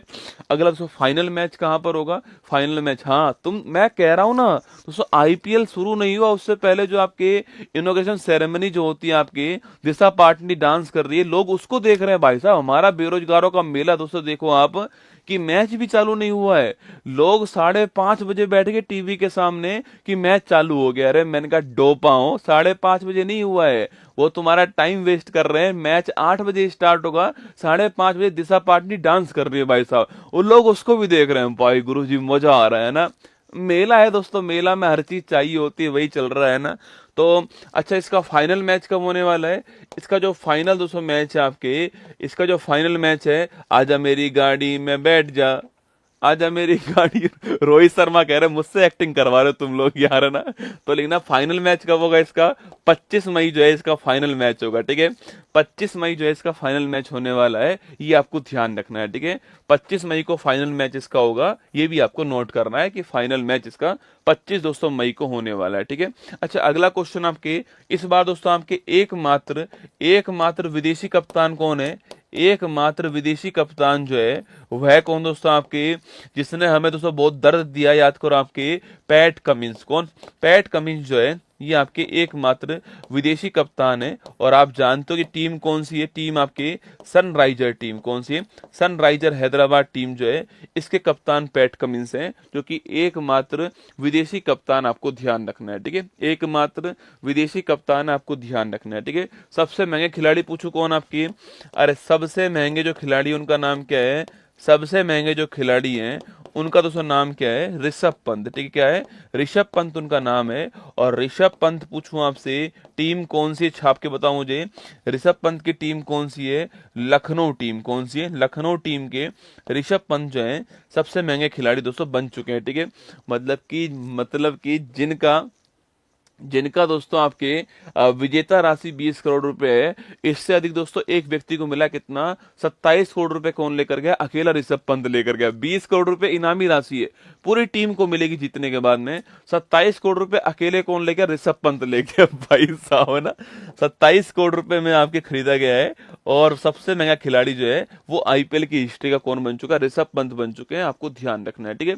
सर्वाधिक बार पूछूं आपसे जीतने वाली टीम्स कौन से आपके, तो सर्वाधिक बार विजेता कौन बना आपके, तो सर्वाधिक बार विजेता जो है वो 5-5 बार, क्या है, 5-5 बार विजेता दो टीम रह चुकी है आपकी, 5-5 बार जीत चुकी हैं। और दो टीम लिखना कौन कौन सी है, एक तो है सीएसके चेन्नई सुपर किंग्स, और एक है मुंबई इंडियंस, कौन सी है, मुंबई इंडियंस। ये दोनों 5-5 बार जीत चुके हैं, ध्यान रखना, ठीक है। तो लिखिए हमारा आंसर क्या हो गया, हमारा आंसर कोलकाता हमारा ठीक आंसर है। आईपीएल की शुरुआत कहां से, कोलकाता से होती है। बाकी अब मैं आपको जब इसका अंत होगा ना, जिस दिन आपके अंत होगा मैं उस दिन पढ़ा दूंगा आपको कि इसका जीता कौन है, किसके पास ऑरेंज कैप है, किसके पास पर्पल कैप है, वो इसका अंत वाला पोर्शन पढ़ा दूंगा, ठीक है। अभी तो ये सारी बातें जो है संस्करण कौन सा है, शुरुआत कहां कहाँ से हुई, पहला मैच किसके बीच में, कुल टीम कितनी है, जीतने वाले को कितना रुपया मिलने वाला है, सर्वाधिक बार कौन जीता है, विदेशी कप्तान कौन है, फाइनल मैच कब होगा, और महंगा खिलाड़ी कौन है आपके सामने यहाँ पर। ठीक है, अभी दोस्तों कुछ दिनों पहले आपकी महिला प्रीमियर लीग, अच्छा एक बात बताना मुझे आप दोस्तों, हम बात तो करते हैं कि हम भेदभाव नहीं करते हैं, ठीक है, हम बात करते हैं, हमारी सरकार बात करती है कि भेदभाव नहीं होता है, हम भेदभाव नहीं करते हैं, पर आप अपने दिल पे दोस्तों हाथ रख के बोल दो कि किसके ऐड अधिक आए। दोस्तों आपने इसका एक भी ऐड देखा, जो महिला प्रीमियर लीग है आपके सामने कभी इसका एक भी ऐड आया दोस्तों? और आईपीएल के देखो आप भाई साहब, इतना ऐड चलाए गए रसगुल्ला, हर जगह दोस्तों आईपीएल, मतलब सोचो आप, एक ऐड के अंदर आमिर खान, सलमान खान, रणवीर कपूर, रणवीर सिंह, ऋषभ पंत, रोहित शर्मा, दोस्तों जितनी पाकिस्तान की जीडीपी है ना, उतना तो हमारा एक ऐड का खर्चा आ गया होगा रसगुल्ला। ठीक है दोस्तों, जितना दोस्तों पाकिस्तान की जीडीपी है ना, जितनी उसकी जीडीपी है, उतना दोस्तों आईपीएल का एक ऐड का खर्चा आ गया होगा। आईपीएल का जो एक ऐड है, इसका खर्चा आ चुका होगा उतना आपके, जितना इसकी जीडीपी है। आप सोचो भाई, मतलब खतरनाक, इसका एक भी ऐड आपके सामने नहीं आया होगा ना, महिला प्रीमियर लीग का आपके एक भी ऐड नहीं आया होगा। ठीक है, तो लिखना महिला प्रीमियर लीग पूछूं आपसे, यह 3rd संस्करण इस बार हुआ है, और जीतने वाली टीम कौन सी है, मुंबई, जो आपकी मुंबई जो है वो इसकी विजेता बन गई, आपके मुंबई जो है इसका जीतने वाली टीम हो गई, और हारने वाली टीम कौन सी, दिल्ली, जो आपकी दिल्ली जो है वो उप विजेता बनती है। ठीक है, तो महिला प्रीमियर लीग जो है इसमें 3rd संस्करण था, और जीतने वाली टीम आपकी मुंबई हो गई और हारने वाली टीम दिल्ली हो गई, आपको ध्यान रखना है। ठीक है, चलिए नेक्स्ट क्वेश्चन आपके सामने, यह सारी टीम जो है आपके, उनके कप्तान जो है वो यहाँ पर दिखाई दे रहे हैं, और ये विदेशी कप्तान जो है यहाँ पर पैट कमिंस आपको यहाँ पर दिखाई दे रहा है। ठीक है, हाल ही में वरिष्ठ नागरिक आयोग स्थापित करने वाला पहला भारतीय दोस्तों राज्य कौन सा है? ठीक है, लिखिए पहला भारतीय राज्य वरिष्ठ आपके नागरिक आयोग स्थापित करने वाला, सुना, तो वरिष्ठ नागरिक जो आयोग है, मतलब वरिष्ठ नागरिक के लिए पहली बार भारत में एक आयोग बना है। ठीक है, और केरल राज्य ने उसको स्थापित करा है, पिनरई विजयन साहब जो है, ये पिनरई विजयन जो कि मुख्यमंत्री हैं, उन्होंने इनको स्टार्ट करा है। ठीक है, और आपके लिखना, पहली बात उसे लिखना, वरिष्ठ नागरिक आयोग कौन सा है, वरिष्ठ नागरिक आयोग जो है, वरिष्ठ नागरिक जो आयोग है, अगर इसकी बात करूं मैं आपसे, तो वरिष्ठ नागरिक दोस्तों आयोग जो है, पहली बात नोट करना, इसको आपकी इसकी स्थापना करने वाला राज्य कौन सा हो गया है, इसकी स्थापना करने वाला राज्य आपके केरल हो गया। ठीक है, केरल राज्य ने इसकी स्थापना की, आपको ध्यान रखना है। ठीक है, और केरल भारत का पहला राज्य हो चुका है ना, भारत का पहला राज्य हो चुका है जिसने वरिष्ठ नागरिक आयोग जो है इसकी स्थापना की है। ठीक है, तो वरिष्ठ नागरिक आयोग की स्थापना करने वाला भारत पहला राज्य हो चुका है, आपको ध्यान रखना है। ठीक है, इस शुरुआत किसने की है, तो पिनरई विजयन जो है, जो यहाँ के मुख्यमंत्री हैं पिनरई विजयन, इन्होंने शुरुआत की, आपको ध्यान रखना है। सुना, पिनरई विजयन ने शुरुआत की है। दोस्तों उद्देश्य क्या है दोस्तों आपके, दोस्तों उद्देश्य वही है कि जो बुजुर्ग हैं आपके, उन बुजुर्ग को आपके सारी सुविधाएं दे सकें, आपके वो बुढ़ापे में दर्द पीड़ा महसूस ना करें। ऐसा ना हो कि किसी ने उनको घर से निकाल दिया है तो उनके पास में रहने की जगह भी ना हो आपके। तो जो बुजुर्ग हैं, इन बुजुर्ग को पुनर्वास करना, इन बुजुर्ग का देखभाल करना, इनका कल्याण करना जो है इसका उद्देश्य होने वाला है दोस्तों ना। लिखिए दोस्तों आपके इसका उद्देश्य क्या होगा, इसका उद्देश्य होगा दोस्तों, इसका उद्देश्य होने वाला है दोस्तों, जो बुजुर्ग हैं आपके, जो बुजुर्ग हैं इनका कल्याण करना, इनकी देखभाल करना, ये इसका उद्देश्य होने वाला है। ठीक है, यही दोस्तों ध्यान रखना आपके, सो यही ध्यान रखिएगा दोस्तों, शोषण को रोकना भी इसका उद्देश्य है। ठीक है, जो घर में शोषण जो हो रहा है आपके बुजुर्ग के साथ में, उसको रोकना भी इसका उद्देश्य है। ठीक है दोस्तों, कई दोस्तों ऐसे, मतलब इंसान तो मैं क्या ही बोलूं आपके, उनको कई ऐसे जानवर दोस्तों, कई ऐसे जानवर भी हमारे समाज में है दोस्तों ना, कई ऐसे जानवर भी हमारे समाज में जो कि बुढ़ापे में अपने ही घर वालों को, अपने ही माता पिता को, अपनी दादी दादी को आपके, मतलब बुढ़ापे में उन्हें शोषित कर रहे हैं, उन्हें परेशान कर रहे हैं आपके, जिन्होंने उनको जन्म दिया है। मतलब अगर आप और मैं आज खड़े हुए हैं तो उसका उद्देश्य, उसका मतलब केवल हमारे जो बुजुर्ग हैं उन्होंने हमें जन्म दिया, यहाँ तक काबिल बनाया, और आज हम लोग कहते हैं उनसे कि तुम कोई काम के नहीं हो, अरे डोपा, और तुम काम के नहीं, उन्होंने ही तुमको काम के लायक बनाया था ना, और तुम उन्हें छोड़ देते हो आपके वृद्धाश्रम के अंदर। मतलब ये भारत में कभी ऐसा पहले नहीं होता था ना, पर आजकल तो नया ट्रेंड है ना, ये आजकल मोबाइल हाथ में आया लोगों के, नई नई बातें सामने आ रही हैं आजकल लोगों के, तो उन जानवरों से जो ये हमारे जो बुजुर्ग हैं इनको बचाने के लिए जो है ये वरिष्ठ नागरिक आयोग बनाया गया है, ये आपको ध्यान रखना है, ठीक है। जानवर जानवर रहेगा रसगुल्ला, ठीक है, वो इंसान का वेशभूषा तो पहन लेगा पर अंदर से जानवर ही रहने वाला दोस्तों ना, ठीक है। तो लिखिए ये स्टार्ट करने वाला कौन है, केरल स्टार्ट करने वाला, ऑप्शन नंबर बी आंसर, ठीक है। केरल स्टार्ट करने वाला ऑप्शन नंबर बी इसका ठीक आंसर, आपको ध्यान रखना है, ठीक है। वहीं दोस्तों आप ऑप्शन नंबर बी केरल लिख दीजिए। अच्छा, हमारे यहाँ पर एक राष्ट्रीय हमारे यहाँ पर national commission for schedule cast भी है, बताओ कौन से आर्टिकल में लिख रहा है। हमारे यहाँ पर national commission for schedule tribe भी है, बताओ कौन से आर्टिकल के अंदर है। हमारे यहाँ पर national commission for backward class भी है, बताओ इसका आर्टिकल कौन सा है। 3 आपके आयोग मैंने और लिख दिया ना, 3 मैंने आयोग भी लिखे हैं कि national commission for schedule caste, national commission for schedule tribe और national commission for backward class, बताओ तीनों का आर्टिकल कौन सा है, ठीक है। तो पहला है national commission for schedule cast जो है, ये पहला जो है इसका आर्टिकल कौन सा है, आर्टिकल नंबर 338, इसका कौन सा है 338 ए, आर्टिकल नंबर 338 ए जो है national commission for schedule tribe है, ठीक है। National commission for backward class जो है यह आर्टिकल है 338 बी, कौन सा हो गया 338 बी, ठीक है। यह 89वां संविधान संशोधन, ठीक है, 89वां संविधान संशोधन और यह 102वां संविधान संशोधन, ठीक है। तो national commission for schedule cast article number 338 है, शेड्यूल ट्राइब पूछो 338 ए हो गया है और बैकवर्ड क्लास पूछो 338 बी हो गया है। 102वां संविधान संशोधन जो है ये भी आपको ध्यान रखना है, ठीक है। तो हमारा answer option number B Kerala जो है ठीक आंसर, ठीक है।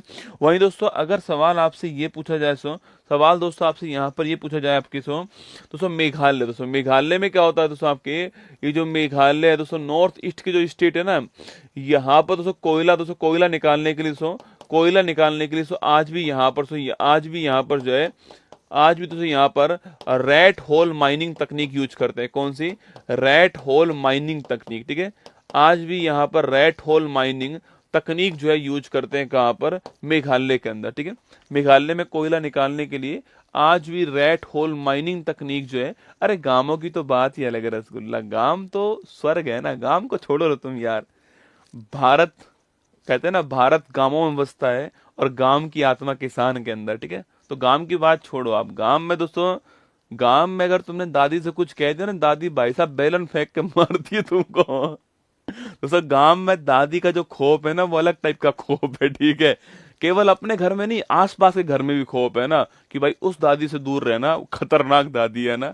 तो गांव में दादी दोस्तों अलग खौफ है ना, गांव में दादी राष्ट्रपति है। कोयला की बात करूं आपसे, रेट होल माइनिंग तकनीक की बात हो, मतलब कि वहां पर लोग अपने हाथ से कोयले की खदान को खोदते हैं और कोयला निकालते, तो सुना इसका मतलब क्या है, इसका मतलब आपके अपने हाथों से खोद कर कोयला निकालते हैं, ठीक है। ये कोयला निकालते हैं, इसको बंद करने के आदेश वहां पर कोर्ट के द्वारा दिए गए ना, कोर्ट के द्वारा इसको बंद करने के आदेश दिए गए। और दोस्तों मेघालय में दोस्तों आपके पहली वैज्ञानिक कोयला खनन ब्लॉक की स्थापना हुई है, ठीक है। यहाँ पर पहला वैज्ञानिक साइंटिफिक तरीके से कोयला निकालने के लिए कोयला खनन ब्लॉक जो है इसकी स्थापना हुई है। और तो यह पहला जो कोयला ब्लॉक है आपके वो मेघालय में कहाँ दोस्तों स्थापित हुआ, तो मेघालय में आपके सरिंगखम स्थान जो है यहाँ पर स्थापित हुआ, ठीक है। तो सरिंगखम ए जो है इस स्थान पर मेघालय में पहला वैज्ञानिक कोयला ब्लॉक जो है ये स्थापित हुआ, आपको ध्यान रखना है, ठीक है। कोयला वैज्ञानिक पहला आपके ब्लॉक सरिंगखम ए में स्थापित हुआ है। रेट होल माइनिंग तकनीक आपको ध्यान रखनी, मेघालय के अंदर Kerala form the first ever state commission in the country for the elderly, मतलब कि जो बुढ़ापे में उनके लिए आपके ये स्थापित किया गया है ना। हाल ही में सांकेतिक भाषा में कार्रवाई प्रसारित करने वाली देश की पहली विधानसभा कौन सी दोस्तों ना, यह विधानसभा है पंजाब विधानसभा। कौन सी है, पंजाब जो विधानसभा दोस्तों आपके। अच्छा, पंजाब विधानसभा में स्पीकर कौन है आपके, वर्तमान में अध्यक्ष कौन है बताओ मुझे। पंजाब जो विधानसभा है, पंजाब वाले बताएंगे यहाँ पर वर्तमान अध्यक्ष कौन है। यहाँ पर दोस्तों जो आपकी कार्रवाई जो हुई है, इसकी जो कार्रवाई हुई है, इस कार्रवाई को सांकेतिक भाषा के अंदर प्रसारित किया गया है, सांकेतिक भाषा में सिंबॉलिक लैंग्वेज में प्रसारित किया गया है। और ऐसा करने वाला ये पहला भारतीय राज्य बन चुका है, ठीक है। ऐसा करने वाली ये पहली विधानसभा बन चुकी है, आपको ध्यान रखना है, ठीक है। ऐसा करने वाली ये भारत की पहली विधानसभा बन चुकी है, सांकेतिक भाषा में कार्रवाई प्रस्तुत की है आपके। मतलब दोस्तों इसका मतलब ओके हो गया दोस्तों आपके, इसका मतलब ओके हो गया है। ऐसे आपके सांकेतिक जो भाषा है, सिंबॉलिक जो आपके लैंग्वेज है, जो लोग सुन नहीं सकते उनको समझाने के लिए इसका यूज करते हैं। जो सुन नहीं सकते उनको समझाने के लिए इसका यूज करते हैं। कुलतार सिंह लिखना। पंजाब के स्पीकर कौन है आपके वर्तमान में? कुलतार सिंह जो है, कुलतार सिंह, ये पंजाब के वर्तमान में अध्यक्ष है विधानसभा के, आपको ध्यान रखना है, ठीक है। कुलतार सिंह इनका नाम है, ठीक है। दोस्तों अगर सवाल आपसे यहाँ पर ये पूछे, अगर सवाल आपसे यहाँ पर ये पूछे कि भाई आपसे कि मैंने कहा सांकेतिक जो लैंग्वेज है इसका दोस्तों यूज क्यों करते हैं, इसका उद्देश्य क्या है, तो इसका उद्देश्य दोस्तों होता है, इसका उद्देश्य क्या होता है, इसका उद्देश्य होता है कि जो बधिर जो लोग हैं आपके, बधिर जो है आपकी, जो कि सुन नहीं सकते, जो कि सुन नहीं सकते आपको, जिनको दोस्तों हम लोग डम्ब कहते हैं, क्या डम्ब कहते हैं आपकी, जो बधिर हैं सुन नहीं सकते, डम्ब जो आपकी, इनको समझाने के लिए, इनको समझाने के लिए, इनको समझाने के लिए सांकेतिक जो भाषा है उसका यूज करते हैं, आपको ध्यान रखना है, ठीक है, नोट करना, ठीक है। अच्छा सवाल पूछूं आपसे कि विश्व सांकेतिक भाषा दिवस जो है ये कब सेलिब्रेट होता है, बताओ। विश्व सांकेतिक भाषा दिवस जो है यह कब सेलिब्रेट होता है? यह क्वेश्चन भी एग्जाम के लिए मोस्ट इंपोर्टेंट क्वेश्चन है। विश्व सांकेतिक भाषा दिवस जो है कब सेलिब्रेट होता है, ठीक है। हमारा दोस्तों आंसर क्या हो गया? पंजाब हमारा ठीक आंसर है, option number D correct answer. बताओ फटाफट से कि विश्व सांकेतिक जो भाषा दिवस है ये सेलिब्रेट कौन सी तारीख को होता है, ठीक है। तारीख कौन सी है, उसकी तारीख तो कौन सी आपकी? अब ब्रेल लिपि रसगुल्ला, ब्रेल लिपि तो जो देख नहीं पाता उसके लिए, सुना, ब्रेल लिपि किसके लिए? ब्रेल लिपि जो है, ब्रेल लिपि जो देख नहीं पाएगा उसके लिए ना। ब्रेल दोस्तों, ब्रेल लिपि जो आपके जो देख नहीं पाएगा, जो ब्लाइंड होगा, जो ब्लाइंड होगा उसके लिए ब्रेल लिपि होगी, है ना, जो ब्लाइंड होगा उसके लिए ब्रेल लिपि है। और आप जानते हो 4 जनवरी को विश्व ब्रेल दिवस बनाते हैं, ठीक है, ध्यान रखना। अच्छा सांकेतिक भाषा दिवस पूछो कब बनाते हैं आपके? 23 सितंबर की तारीख। कौन सी तारीख है? 23 सितंबर की तारीख को हर साल जो है हम विश्व सांकेतिक जो भाषा दिवस है वो सेलिब्रेट करते हैं। पंजाब हमारा ऑप्शन नंबर डी आंसर है, ये आपको ध्यान रखना है, ठीक है। तो पंजाब के अंदर आपके ये मुख्यमंत्री हैं भगवंत सिंह मान। कौन से? भगवंत सिंह मान जो है वर्तमान में मुख्यमंत्री पंजाब के आपके सामने यहाँ पर, ठीक है। हाल ही में भगत सिंह, राजगुरु और सुखदेव को श्रद्धांजलि देने के लिए शहीद दिवस कब बनाया गया? वो मोहब्बत भी बड़ी कमाल की रही होगी, वो मोहब्बत भी बड़ी कमाल की रही होगी, जिसका रांझा भगत सिंह और जिसकी हीर आजादी रही होगी, वो मोहब्बत बड़ी कमाल की। शहीद भगत सिंह, नाम सुनते ही युवाओं के दिलों में आग लगने वाले शहीद भगत सिंह। आइए बात करते हैं उनके बारे में दोस्तों। आपके हुआ क्या दोस्तों आपके 1928 में, दोस्तों 1928 में हमारे यहाँ दोस्तों आपके 1928 में हमारे यहाँ पर एक कमीशन आया जिसका नाम है साइमन कमीशन। क्या आया था? साइमन कमीशन भारत के अंदर आता है 1928 के अंदर। इसमें दोस्तों सारे के सारे लोग आपके सो अंग्रेज थे, आपके सभी लोग विदेशी थे, आपके सभी जो मेंबर थे ना इसके सभी मेंबर विदेशी थे। इसलिए इसका भारत में एंट्री करने से पहले क्या हुआ, इसका विरोध स्टार्ट हो गया, ठीक है सर। और लोगों ने आपके साइमन गो बैक जो है ये नारे लगाने चालू कर दिए कि साइमन वापस जाओ। क्या है? साइमन गो बैक के नारे लगाने स्टार्ट कर दिए कि साइमन वापस जाओ। ये नारे जो है यहाँ पर दोस्तों लगना स्टार्ट हो गए, ठीक है। बात 1928 की है, ठीक है। ये दोस्तों हमारे यहाँ पर आते हैं तो इनका विरोध यहाँ पर किया गया। उसी दौरान दोस्तों क्या हुआ, आपकी जो लाला लाजपत राय दोस्तों आपके सांडर्स अंग्रेजों के हेड थे उस समय। तो सांडर्स ने अटैक करने की परमिशन दे दी, लाठीचार्ज करने की परमिशन दी। उसी लाठीचार्ज के अंदर लाला लाजपत राय जो है उनके सिर के ऊपर लाठी लग गई दोस्तों ना, लिखिएगा आपके। इसके बाद दोस्तों आपके सांडर्स जो है इसने यहाँ पर लाठीचार्ज कर दी विरोध के दौरान आपके। और इसी लाठीचार्ज में लाला लाजपत राय के सिर पे लाठी लग गई, ठीक है। लाला लाजपत राय के सिर पे दोस्तों क्या हुआ, आपके इनके सिर पे लाठी लग गई आपको, इनके सिर पे लाठी लग गई।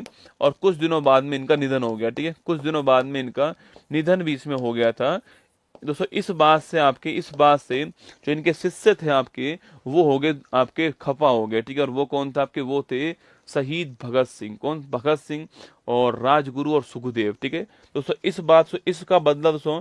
इसका बदला लेने के लिए आपके भगत सिंह राजगुरु और सुखदेव, ठीक है। भगत सिंह, राजगुरु और सुखदेव, ठीक है। इन्होंने आपके सैंडर्स को मारने का प्लान बनाया, ठीक है। ये बात कब कब की दोस्तों आपके, ये बात दोस्तों आपके सैंडर्स को मारने का प्लान जो है इन्होंने बनाया, आपके सैंडर्स को मारने का इन्होंने प्लान बनाया, ठीक है। सैंडर्स जो है दोस्तों इसको मारने का प्लान बनाया, ठीक है, इसको मारने का प्लान बनाया। और फिर दोस्तों इसी केस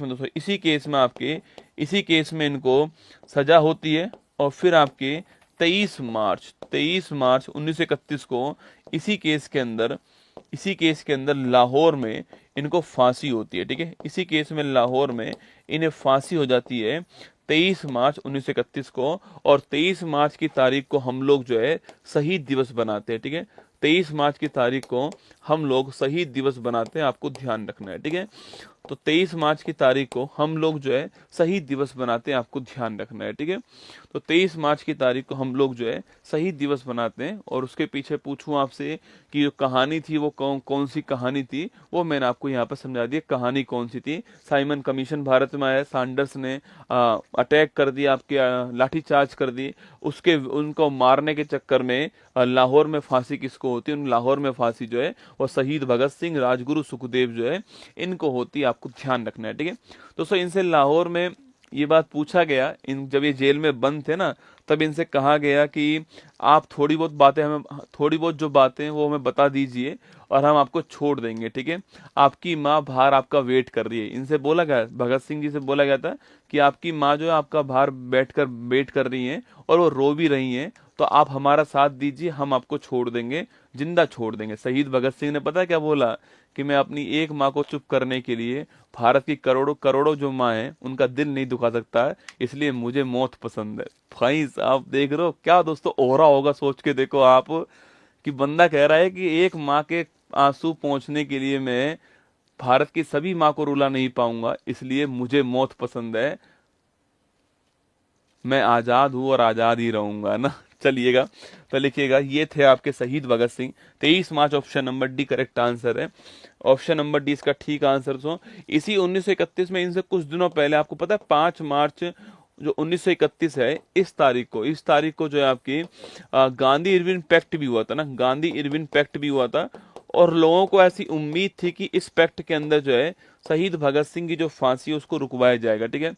लेकिन दोस्तों ऐसा नहीं हुआ था उस समय आपके, इसलिए जब 1931 में कराची में जब अधिवेशन हुआ था, इस कराची अधिवेशन के अध्यक्ष थे सरदार वल्लभ भाई पटेल और साथ में महात्मा गांधी भी आए थे। तो यहाँ पर जो महात्मा गांधी है इनको काले झंडे दिखाए गए थे ना, इनको जो काले झंडे वो दिखाए गए थे, यही कारण था आपके शहीद भगत सिंह की जो फांसी थी, वही कारण था, ठीक है।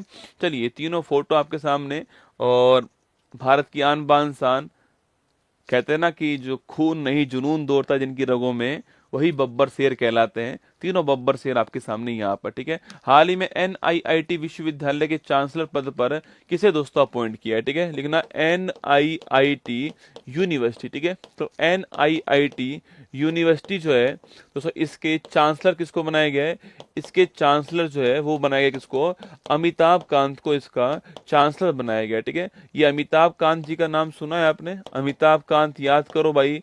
अमिताभ कांत ये भारत के G20 में शेरपा थे, आपके याद करो, भारत के G20 में शेरपा भी थे और नीति आयोग के पूर्व CEO रह चुके हैं ना, नीति आयोग जो है इसके पूर्व CEO रह चुके हैं, याद कीजिएगा।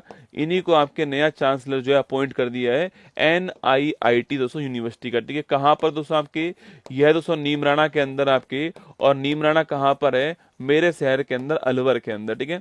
तो अलवर नीमराना जो राजस्थान है, यहाँ पर ये यूनिवर्सिटी है, इसके अध्यक्ष इनको बनाया गया, ठीक है। तो नीमराना राजस्थान अलवर के अंदर NIIT यूनिवर्सिटी है, उसका अध्यक्ष किसको बनाया गया, उसका अध्यक्ष जो है वो अमिताभ कांत जी को बनाया गया, ठीक है। आप पूछोगे सर NIIT जो आपके NIIT जो यूनिवर्सिटी है दोस्तों ये क्या काम करती है आपके, तो ये पहली बात तो इसका काम क्या है, इसका काम जो होता है आपके वो ये होता है कि स्किल डेवलपमेंट करना, कौशल विकास करना और इंडस्ट्री पर आधारित ज्ञान देना, वोकेशनल ट्रेनिंग देना, ठीक है। इसका उद्देश्य क्या है दोस्तों, इसका उद्देश्य है उद्योग आधारित ज्ञान देना, आपके मतलब कि वोकेशनल ट्रेनिंग करना, वोकेशनल ट्रेनिंग करना और साथ में स्किल डेवलपमेंट को बढ़ावा देना। ठीक है, स्किल डेवलपमेंट को बढ़ावा देना। देखो एक बात दोस्तों, आप भी मानते होंगे और मैं भी मानता हूं कि भारत में सभी जो भारत में जितने भी आपके बेरोजगार हैं या फिर जितने भी तैयारी करने वाले बच्चे हैं, उन सभी को गवर्नमेंट जॉब तो नहीं मिलने वाली, ये तो आप तय है ना, ये तो आप भी मानते हो। कड़वा सच दोस्तों यही है कि जितने भी लोग तैयारी करने वाले उन सबको गवर्नमेंट जॉब तो नहीं मिलेगी, ये तो तय बात है ना। मतलब कि 1% को ही गवर्नमेंट जॉब मिलेगी, बाकी 99% को तो आपके प्राइवेट जॉब करनी ही पड़ेगी, ये भी तय। या खुद का बिजनेस करना पड़ेगा या प्राइवेट जॉब करनी पड़ेगी, कुछ भी है वो करना ही पड़ेगा। 99% को, 1% को ही गवर्नमेंट जॉब मिलने वाली है। ठीक है, तो ये कहना ये चाह रहे हैं कि भाई जब इतनी बड़ी संख्या में आपके लोग बेरोजगार होने वाले हैं भविष्य में, जिनके पास कोई और ऑप्शन नहीं होगा, तो उनको वोकेशनल ट्रेनिंग दी जाए। ठीक है, उनको पढ़ाने पे जोर ना दिया जाए। 2+2 4 होते हैं, इसको छोड़ो साइड में। ठीक है दोस्तों, उनको एसी ठीक करना सिखाया जाए। आप सोच के देखो, आपके आसपास जो गांव में एसी ठीक करने वाला होगा दोस्तों, इस समय उसकी डिमांड बहुत खतरनाक टाइप की होगी, और जो वो पैसा मांग रहा होगा आपको उसको देना भी पड़ेगा।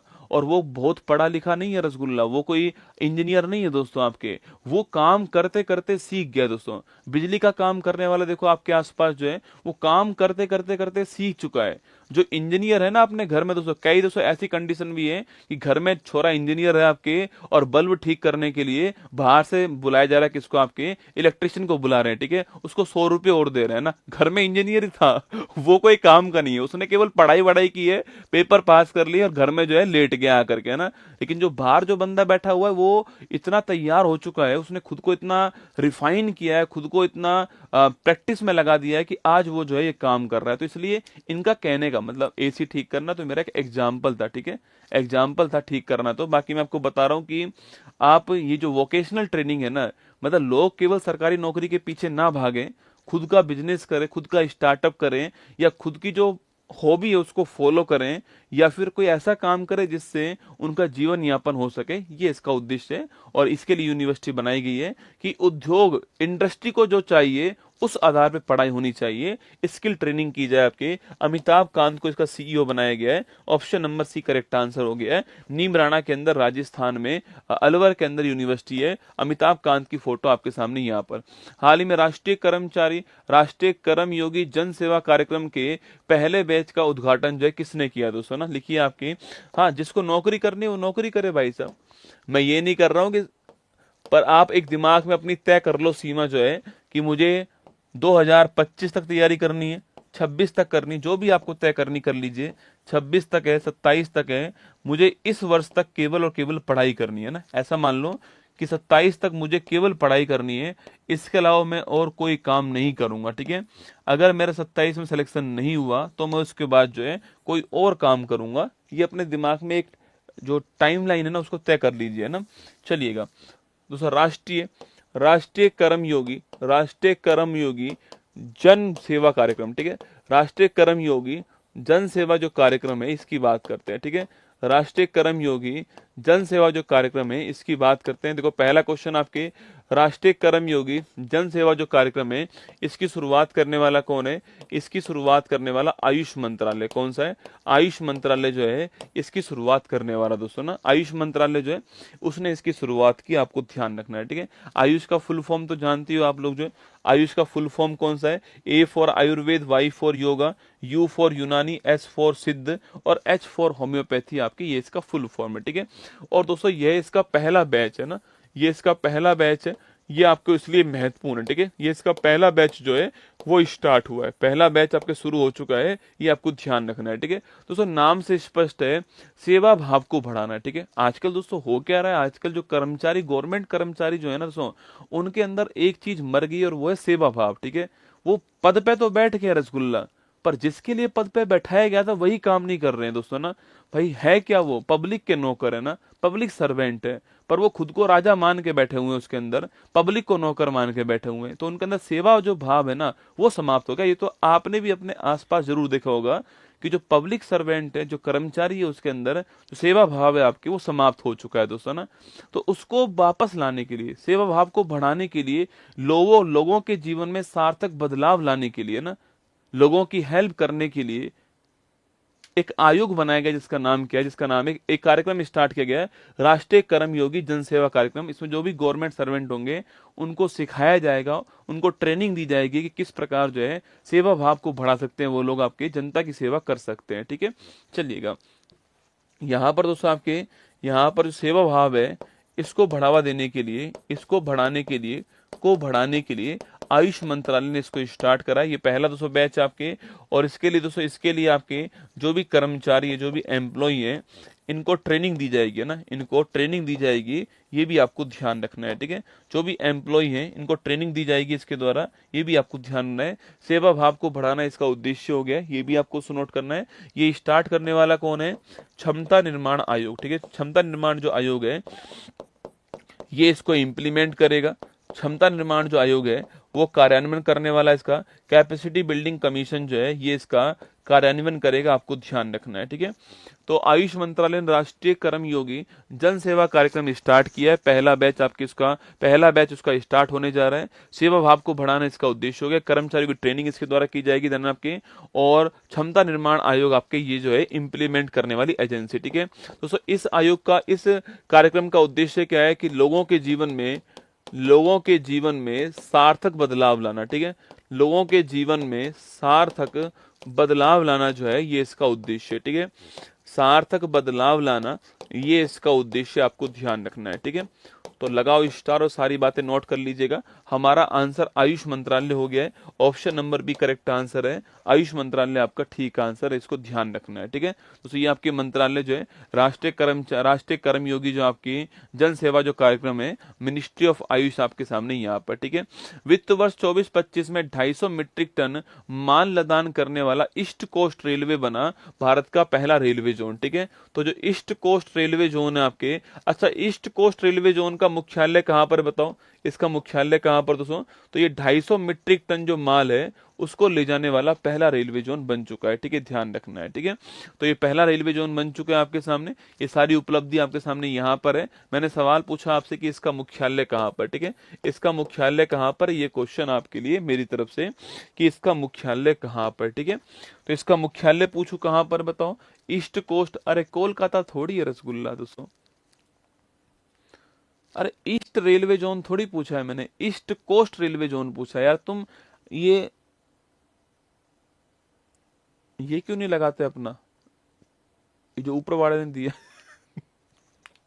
चलिए, अच्छा एक बात सुन लीजिए मेरी तरफ से आप लोग जो है कि एक तो है ना, मैं एक सोर्स आपको डेली देने वाला हूं,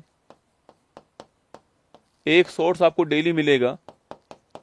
ठीक है, जिसमें हम उस राज्य के ना, उस राज्य के कोई भी एक राज्य उठा लेंगे, उस राज्य के बारे में 10 इंपॉर्टेंट फैक्ट जो है पढ़ाने वाला हूं। ठीक है, ये एक सोर्स आपको डेली मिलेगा जिसमें उस राज्य के बारे में 10 इंपॉर्टेंट फैक्ट आपको पढ़ाऊंगा। जैसे कि आज मेरा बिहार ही आया है ना, आज बिहार ही आया था, तो आज जो है आपको, आज जो है शाम को 8 बजे, 8 बजे नहीं, आज शाम को 7 बजे मान लीजिए, 7 बजे आपको बिहार के बारे में एक सोर्स प्राप्त होगा। ठीक है, एक सोर्स मिलेगा, उस सोर्स में आपको बिहार के बारे में 10 इंपॉर्टेंट फैक्ट जो है प्राप्त होंगे। ठीक है, हम डेली ये करने वाले हैं। ठीक है, डेली हम ये करेंगे, और तो डेली हम जब करेंगे ना, डेली हम इसको करेंगे तो आपके 28 दिन में हमारे राज्य समाप्त हो जाएंगे। ठीक है, 28 दिन के अंदर जो है वो हमारे राज्य जो है आपके समाप्त हो जाएंगे। 28 राज्य जो है वो 28 दिन में एंड हमारे होने वाले हैं। 10 इंपॉर्टेंट फैक्ट जो है, फिर इसको दोबारा चालू कर देंगे तो ये आपके सामने, ये आपको एक अच्छा कंटेंट आपको मिल जाएगा।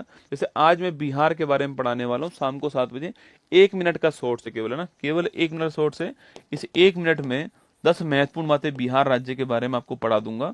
इसको आप जरूर सेव कर लेना ना, मैं टीम से बोल दूंगा डाउनलोड का ऑप्शन दे देंगे ना, डाउनलोड का ऑप्शन दे देंगे, डाउनलोड कर लेना। अगर हो सके तो अपनी कॉपी में नोट कर लेना। ठीक है, अपनी कॉपी में नोट कर लेना अगर हो सके तो। ये शाम को 7 बजे आपको डेली मिल जाएगा। ठीक है, शाम को 7 बजे डेली आपको ये पॉइंट आपके मिल जाएगा ना। चलिएगा, रिवीजन कर लीजिए। आइए, ये करंट अफेयर्स की मैगजीन है, ये ईयरली आपके मैगजीन जो है, देखो बिहार पुलिस का एग्जाम बेटा आ रहा है, इस मैगजीन को अपने पास रखना आप। ठीक है, ये मैगजीन और एक जनवरी फरवरी मार्च की मैं निकालूंगा मैगजीन। ठीक है, ये मैं मैगजीन निकालने वाला हूँ 5 अप्रैल के आसपास, तीनों की एक साथ, इन दोनों मैगजीन को अपने पास रखना आप लोग जो है, जिनका भी भविष्य में एग्जाम आने वाला होगा ना। ये 22 मार्च की बात करूं, चीन ने किसके सहयोग से 12,900 किलोमीटर का अंतर महाद्वीपीय ultra secure quantum satellite link स्थापित करा? दक्षिण अफ्रीका, ऑप्शन नंबर 1।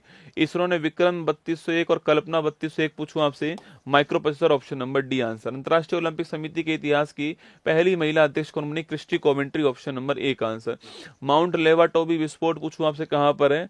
ये माउंट लेवाटोबी विस्फोट कहां पर हुआ आपकी? ये हुआ कहां पर? इंडोनेशिया ना। ऑल इंग्लैंड बैडमिंटन 25 का महिला एकल खिताब जीतने वाली एनसी यंग कौन है आपकी? South Korea, option number C answer. अंतर्राष्ट्रीय वन दिवस 25 पूछूं आपसे कहां पर है? ये 21 मार्च, ऑप्शन नंबर डी आंसर। 2025 के स्टॉकहोम वाटर पुरस्कार के लिए किसे चुना गया आपके? Gunter Bloschl, option number 1 answer. हाल ही में चर्चा मेरा विश्व कप जीत पर आधारित मार्च ऑफ ग्लोरी पुस्तक पूछूं आपसे, ये hockey, option number B answer. AI cloud Vayu का अनावरण करने वाला कौन आपके? वो है आपके Tata communication, option number C answer है ना। एनपीसीआई इंटरनेशनल ने यूपीआई भुगतान सेवाओं के विस्तार के लिए किस देश के हिटपे के साथ एग्रीमेंट किया है? Singapore, option number 1 answer. SEBI का 11वां प्रमुख किसे अपॉइंट किया गया? Tuhin Kanta Pandey, option number 1 answer. ठीक है, बाकी सवाल आपके लिए हो गया, क्वेश्चन आपके सामने, ये मैगजीन आपके सामने यहाँ पर। और आज के आनंद की जय हो। आज की क्लास यहीं पर समाप्त करते हैं। ठीक है, चलिए ध्यान रखिए अपना। आज के क्वेश्चन बहुत ही महत्वपूर्ण थे, हो सके तो एक आध बार रिवाइज कर लेना, एग्जाम आपके लिए महत्वपूर्ण होने वाला है ये वाली क्लास। ठीक है, चलिए ध्यान रखो अपना। ऑल द बेस्ट आप सभी को। फिर मिलूंगा कल सुबह 6 बजे, आपसे फिर मिलने वाला हूँ।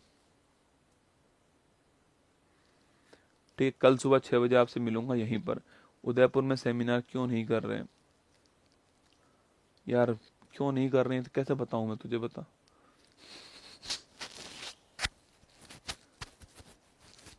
टीम का काम है कहाँ सेमिनार होना है तय करना। ठीक है,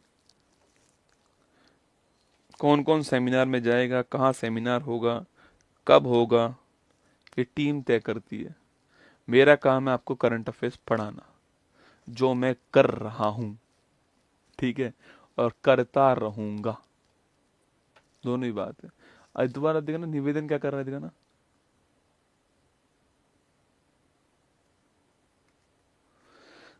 रोहित जी, आपके कहने पे थोड़ी चलेगी क्लास, है ना, आपके कहने पे नहीं चलेगी क्लास। ठीक है,